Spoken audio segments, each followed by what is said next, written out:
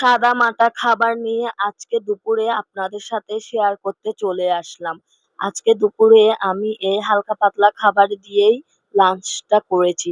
Hello everyone, আসসালামু আলাইকুম। সবাই কেমন আছেন? আশা করি ভালো আছেন। আমিও আছি মোটামুটি ভালো। কিছুদিন যাবৎ অসুস্থ থাকার কারণে আমি আপনাদের সাথে আমার দুপুরের খাবারের ভিডিও শেয়ার করতে পারিনি। তবে আজকে ভাবলাম আপনাদের সাথে একটু শেয়ার করি। আর আমি এখানে নিয়ে নিলাম একটা অমলেট। এই ডিমটা আমি প্রথমে টমেটো, কাঁচামরিচ, পেঁয়াজ আর ধনেপাতা, হলুদ আর একটু করে মরিচ গুঁড়া, লবণ দিয়ে ফ্রাই করেছি। আমি মাঝে মধ্যে আলু দিই। তবে আজকে আমার কেমন জানি এভাবে খেতে ইচ্ছা করছিল।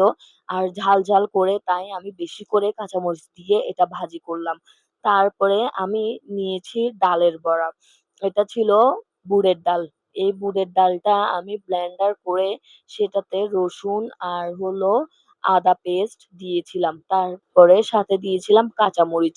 ওই কাঁচামরিচ পেস্টটাও দিয়েছিলাম। তবে আজকে আমার থেকে ঝাল খাইতে ইচ্ছা করার কারণে আমি আবার সাথে এক্সট্রা কাঁচামরিচ কেটে দিয়েছিলাম। সাথে ছিল ধনেপাতা, হলুদ আর একটু ধনিয়া জিরার গুঁড়া।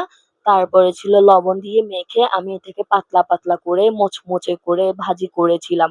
কারণ এভাবে মচমচা ভাজি দিয়ে ভাত খেতে খুব ভালো লাগে। কার, কার পেঁয়াজু দিয়ে এভাবে ভাত খেতে পছন্দ অবশ্যই কমেন্ট করে জানাবেন। আমার কিন্তু যখন খাবার-টাবার খেতে ইচ্ছা করে না, তখন আমি কিন্তু এভাবে পেঁয়াজু বড়া বানিয়ে মচমচে করে সেটা দিয়ে ভাত খেতে পছন্দ করি। আর অনেক সময় আমি কি করি, এরকম পেঁয়াজু বানিয়ে সেটা মাংস রান্না করলে মাংসের মধ্যে দিয়ে দিই এবং সেটা ফুলে অনেক বড় হয় এবং খেতেও অনেক মজা লাগে। তারপরে ওইটা দিয়েও মাঝে মধ্যে খাই। তবে আজকে আমি এভাবেই খেলাম। তারপরে আমি সাথে নিয়েছিলাম চিচিঙ্গা। সেটা আমি মসুরের ডাল, চিংড়ি মাছ আর কাঁচামরিচ, ধনেপাতা দিয়ে রান্না করেছি। একদম পাতলা করে। কারণ এই সবজিটা যত পাতলা করে রান্না করব ততই মজা লাগে।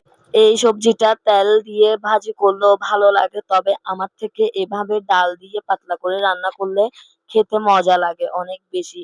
আর কি কথা বলতে, বলতে কিন্তু আমি পুরোপুরি ভাতটা খাওয়া শেষ করে ফেলতেছি।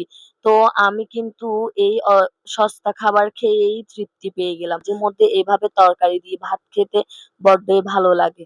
কারণ আমরা মধ্যবিত্ত। সবসময় তো আর মাছ মাংস খেতে পারবো না। যখন সামর্থ্য হবে, যখন সুযোগ হবে তখন অবশ্যই খাবো। তবে যখন সামর্থ্য হবে না তখন এভাবে ভুনা ডিম দিয়ে আর ডালের বড়া দিয়ে আমরা চালিয়ে নিতে পারবো। আমাদের জন্য সবাই দোয়া করবেন এবং সাপোর্ট করবেন। আপনাদের সাপোর্টেই আমরা সফলতার দুয়ারে পৌঁছাবো।